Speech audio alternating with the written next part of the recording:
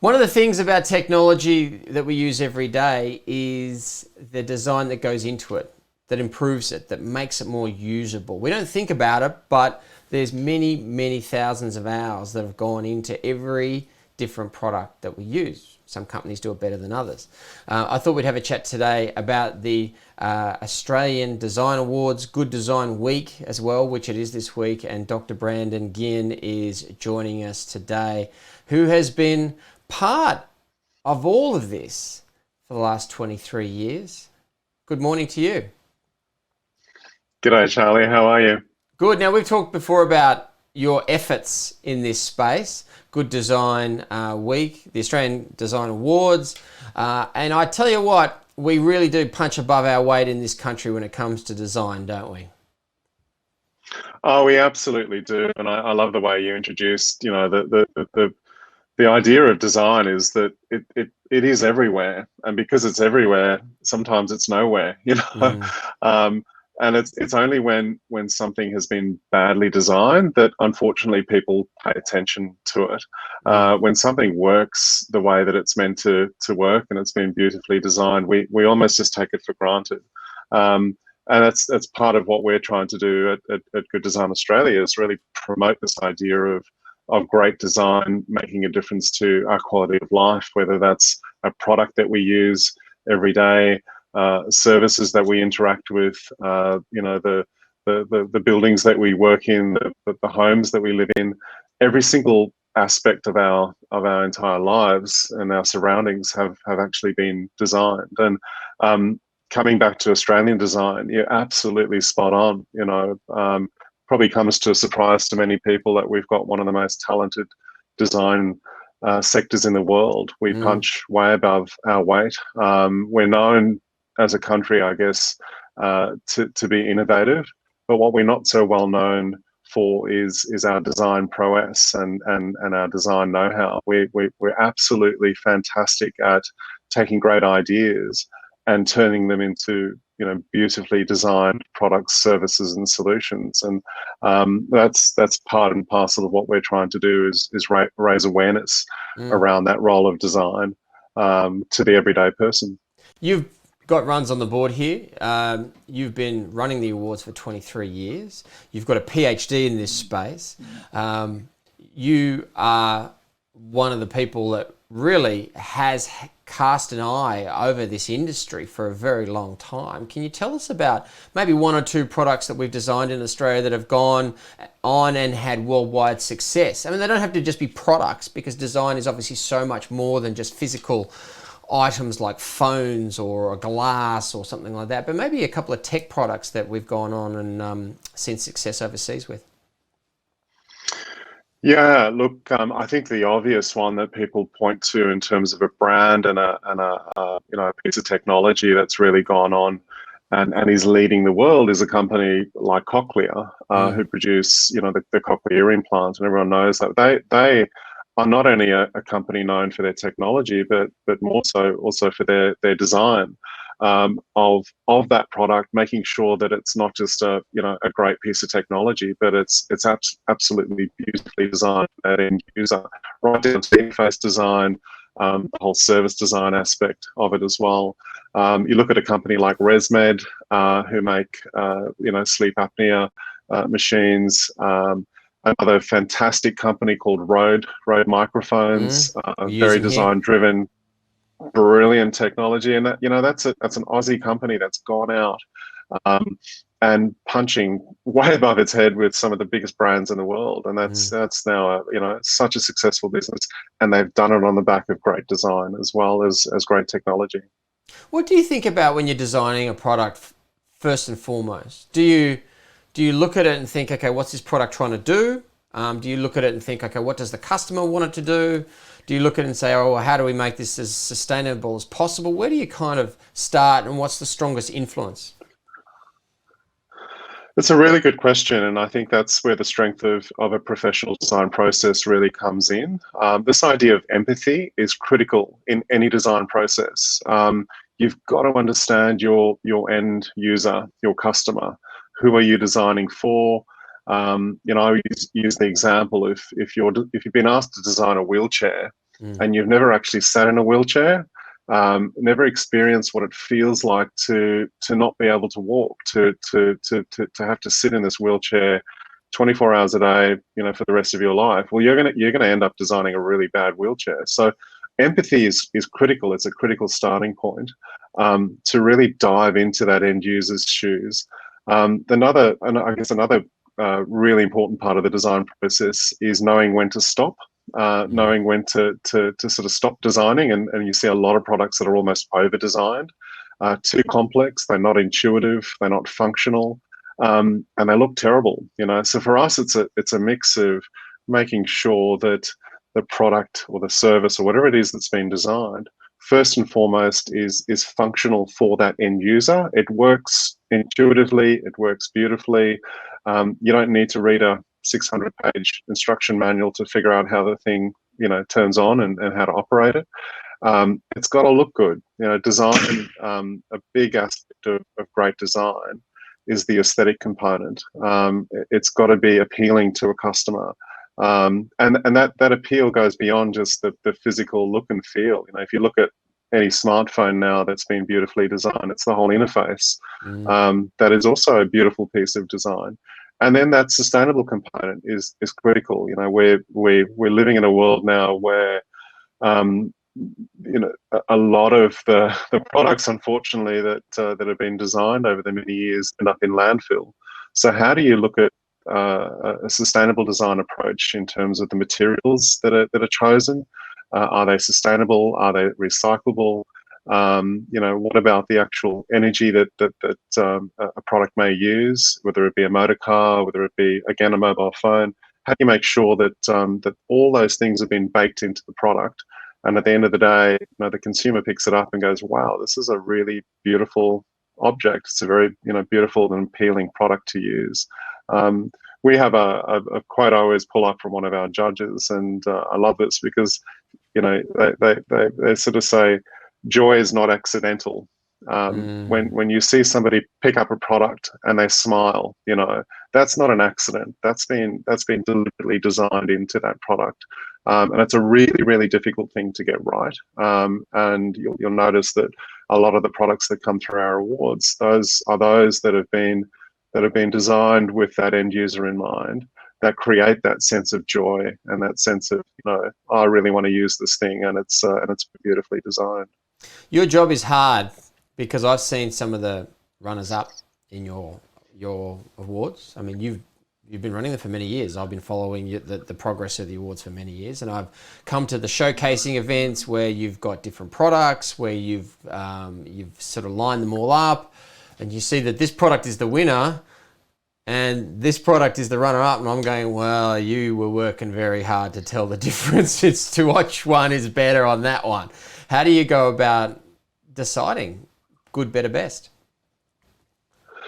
Yeah, Charlie, that's probably the part of the job that I love most. Is we bring this year we had 55 international experts and Australian design experts and architects that we bring together.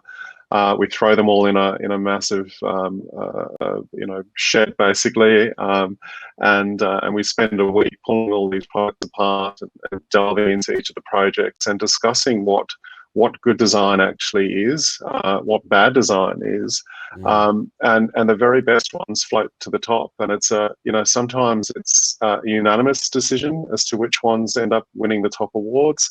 Sometimes we spend a whole day arguing, nutting out, which one's going to really make an impact on our lives. And I think we sort of frame it around those three questions. Is first and foremost, is it good design? And that comes back to what I was saying before. Is it functional? Is it been beautifully designed from an aesthetic point of view? Is it sustainable? That's sort of ticking box number one. And then we look at innovation. Is what we're looking at here truly innovative? Have the designers done something that no one else has done before? Is it going to disrupt an industry, for example? So innovation really, provides another lens for us to look at it. And then the third and probably most important criteria is looking at impact. What impact is this going to make on our lives? What impact is it going to make on the business, for example? what impact is it going to make on from a sustainability point of view as well? So those are the, if we start, as you sort of imagine, the tip of the triangle, those products that that float at the top, really address that last question: what impact is this going to make on our lives as human beings? Whether it be a medical product, whether it even be a consumer product, is it actually going to bring some joy to our lives in the way that it's been designed? Is it going to have less of an impact on our environment because they've used a really, really clever material that can be recycled? One of the projects that's come through the awards this year is a pair of spectacles. You can see I wear spectacles every day, and these guys are very meticulous in the material that they've used. They basically have used the plastic from drinking bottles and turned them into a pair of spectacles, and that was very, very intentional. So they want to make an impact in taking what would otherwise end up in landfill. And as you know, plastic as a material takes hundreds and hundreds of years to decompose, and we've got a big issue with plastic in our oceans at the moment. So they've taken that problem and turned it into a solution and turned it into a nice, desirable product, which will hopefully have an impact on our environment and an impact on our lives. So that's just a small example of the sort of hundreds of products that come through and end up winning. If you ask an engineer, he'll tell you what the product can do. If you ask a designer, he'll tell you what the customer wants it to do. That's always been the way that I love that. If you look at the last 20 odd years of design and your involvement in it, I mean, apart from, I guess, making products more eco-friendly and sustainable, is there a key theme there that you've really seen develop? Yeah, I mean, firstly, I love that comment. I always say, engineers tell us how the world is, and designers tell us how the world could be. They really sort of are much more sort of, I guess, futuristic in their view of the world. Apart from the obvious, the sustainable aspect of design, and I think that's certainly been the last 5-10 years a much more concerted effort into baking sustainable design solutions into products. I think really over the last 5 years, we're seeing a lot more, and I think this is a trend that's likely, obviously, to continue. A lot more digitization of products. The Internet of Things, anything that can be connected digitally to the internet is now being done. And I think that it's also, coming back to the point I said before, knowing when to stop. We're seeing a lot of stuff that's just ridiculous. Like why would you want to connect that to the internet? It's useless. It doesn't actually perform a function.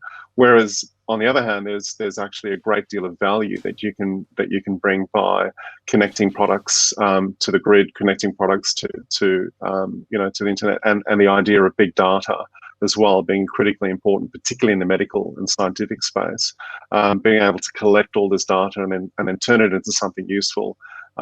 So again, a classic example. If you look at smartwatches and the amount of data that can be collected, just by wearing a watch in your hand from a medical point of view.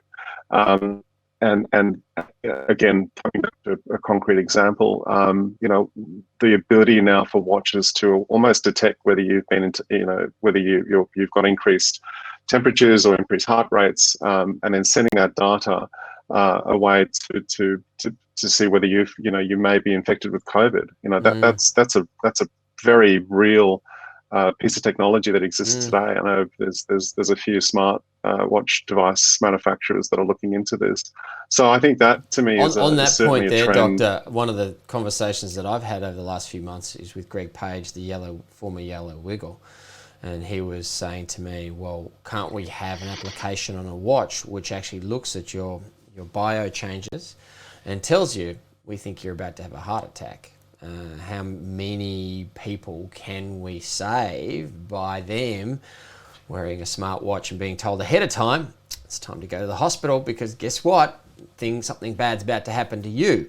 So you're right on there. And if your experience is that, the trend is that we're going further and further in that direction, then you're not just talking about products being more user-friendly, customer-friendly, engaging. You're talking about products becoming better at saving lives. 100%, and it comes back to that question about impact. You can have the best piece of technology in the world, but if it doesn't make a meaningful impact on your life or on our world in general, then it's just another piece of technology. So, I think in the medical space we're going to see enormous advances. Where stuff has been, technology has been designed in the background. It's like electricity. You flick it on, you don't really know what's going on. The light goes on. We'll have smart devices, wearable tech. It's going to be able to do incredibly powerful stuff. And hopefully, as you say, if you think of the impact that makes on our health, on the health profession in general, and the impact that it's going to make on our quality of life, fantastic. More of that. But again, it comes back to there's going to be I think there'll be a plateau where there'll be products that are almost as superfluous, and we're just not going to need them. But yeah. The digitization of products, connecting products to the internet, and that's just where it all is. Anything that can. I'm very fortunate. I drive a Tesla, and I get into a normal car, or say an old-fashioned car now, and it literally just feels like a horse and cart. You drive a Tesla now, and it's completely connected. The car updates itself every couple of weeks. So there's a new software download. It's almost like a smartphone. And you kind of think, I always think, like 5-10 years from now, all these cars are all going to be connected up to the internet in some way, shape, or form. You'll have software downloads for motor cars. It's a pretty exciting time to be alive. All right, very, very good to have a talk to you, Dr. Brandon Gien. The world is really an interesting place because of designers like yourself and like all those that are involved in the Good Design Awards for 2020. Lots more to be announced over the coming days from this event. Look, thank you for all your efforts in this space, especially over the last 23 years with the awards. It's been something that I've really enjoyed over the last 10 years that I've been watching it develop. Best of luck with the program this year. We'll speak to you again soon. Cheers, Charlie. Been a pleasure to talk to you. All the best.